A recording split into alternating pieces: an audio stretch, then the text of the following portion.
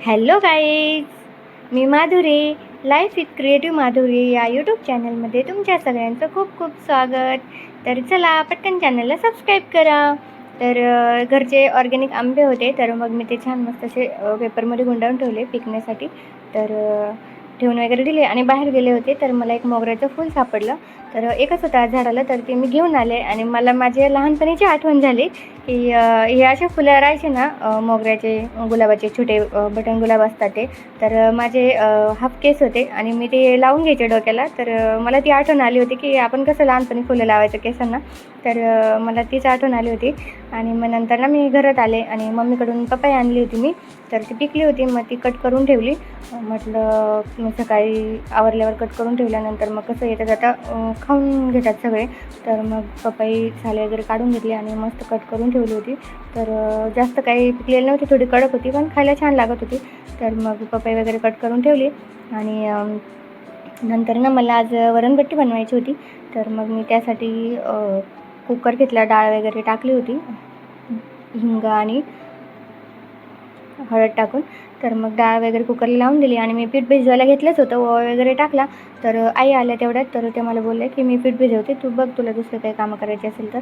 तर दुसरे कामं करायला मी गेले होते कपडे धुवायला, पण काय धुणे कपडे मला धुऊ दिले नाही. मग मी त्याला घेऊन बाहेर फिरायला घेऊन गेले होते. या कसं वळवतो रे दूध, पुढे बघ पुढे बघ, पकड पकड, हां पकडो, चलो ये ये ये ये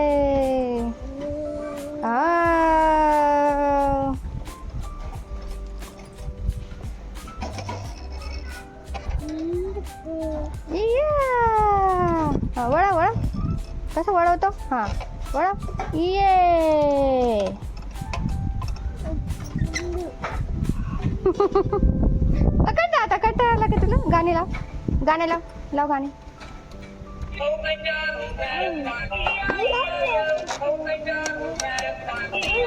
बाहेर नाही जायचं आपल्याला, इथेच खेळायचं.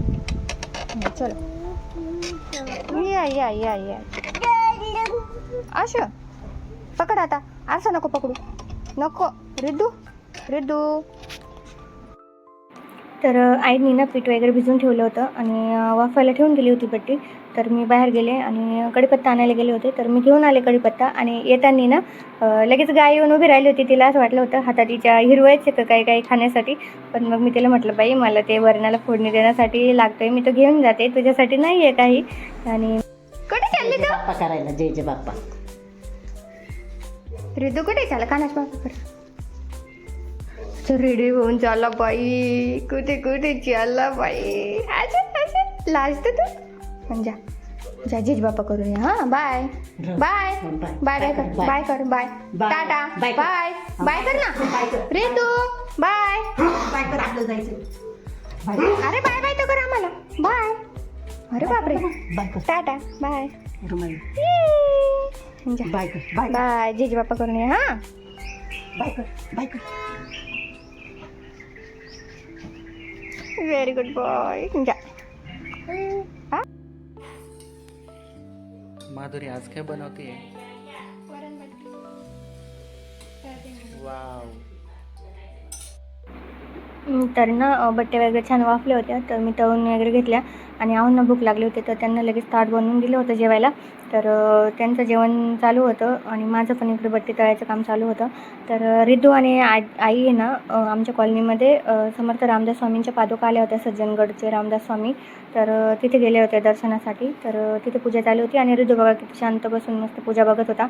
तर मग ते गेल्या तिकडे, तोपर्यंत मग मी माझं सगळं आवरून घेतलं होतं. आणि नंतर आल्यानंतर येणार रिद्धू बघा माझ्याकडे तशी कॅब देत होता. खूप ऊन झालं होतं, त्याला कॅब भरून दिली होती. आणि ना संध्याकाळी मग खूप पावसाचं वातावरण झालं होतं आणि ढग पण गडगडत होते आणि विजा पण चमकत होत्या. तर तुम्हाला हा व्लॉग कसा वाटला कमेंट करून सांगा. चॅनलला सबस्क्राईब करा. पुन्हा भेटूया अशा ठिकाणी नवीन व्हिडिओसोबत. तोपर्यंत बाय. रितू इकडे बघ.